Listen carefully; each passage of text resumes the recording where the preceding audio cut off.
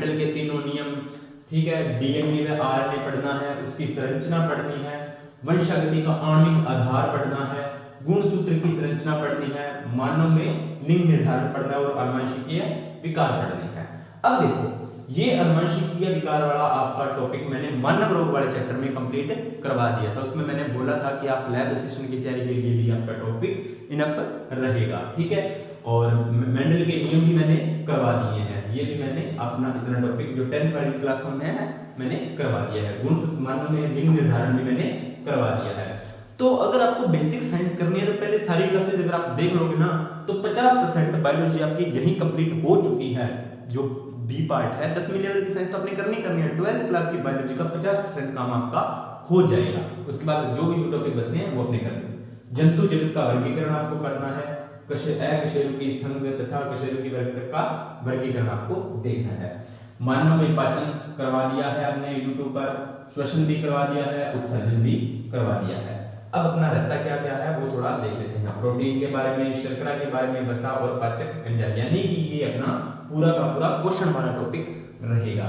Enzymes, गैसों का विनिमय, ऑक्सी श्वसन, क्रेब्स चक्र, ग्लाइकोलाइसिस, उत्सर्जित पदार्थ और वृक्क की संरचना के बारे में भी हम चर्चा कर चुके हैं, ठीक है।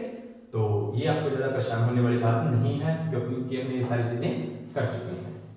अब आगे देखिए, मानव में रक्त परिसंचरण, मानव में रक्त परिसंचरण तंत्र कर लिया, ठीक है। अंतःस्रावी ग्रंथियों वाला रहता है, ये अपने करेंगे अभी। हृदय की संरचना के बारे में पूरा देख लिया। रक्त का संगठन पूरा का मैंने पूरा आपको 12th लेवल तक का आपको समझाया है। रक्त समूह करवा दिया है हमने यूट्यूब पर। रक्त का थक्का जमना भी बता दिया है कैसे जमता है। लसिका ग्रंथियां बता दी है आपको। एंटीजन में एंटीबॉडीज बता दिया है। और अंतःस्रावी ग्रंथियां और उनके हार्मोन, अपना ये अंतःस्रावी वाला टॉपिक रहता है। लगभग मैंने आपको बोला था ना कि अगर आप 10th लेवल वाली साइंस देखोगे तो उसको भी मैंने बहुत बार बोला है कि मैंने 10th लेवल को भी आपको 12th लेवल के ऊपर ले जाकर आपको चीजें सिखाई है, ठीक है। अगला है मानव तंत्रिका तंत्र, ये भी अपना करवाया हुआ है। मस्तिष्क के बारे में करवा दिया है, ठीक है।